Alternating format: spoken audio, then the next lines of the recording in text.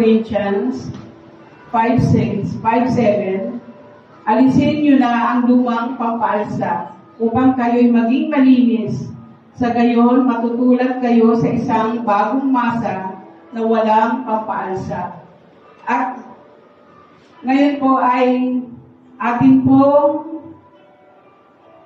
suriin po muna natin ang ating mga puso kung tayo po ba ay karapat-dapat na tumanggap ng banal na dugo at laman ng ating Panginoong Hesus. Ayan. Sabi po sa Korinto 11:23, sapagkat tinanggap ko sa Panginoon ang ibinibigay ko naman sa inyo.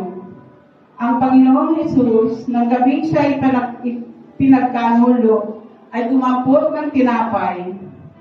At nang siya ay makapagpasalamat, ay kanyang pinagpira-piraso at sinabi, ito'y aking katawan na pinagpira-piraso. Dahil sa inyo, gawin ninyo ito bilang pag-alaala sa akin. Pwede na po natin kayo.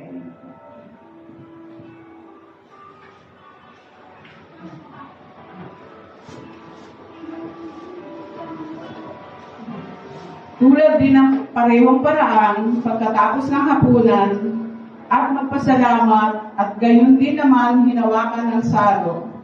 Ang sarong ito'y siyang bagong tipan na aking dugo. Tuwing iinumin ninyo ito, gawin ninyo bilang pag-alaala sa akin. Pwede na po natin inumin.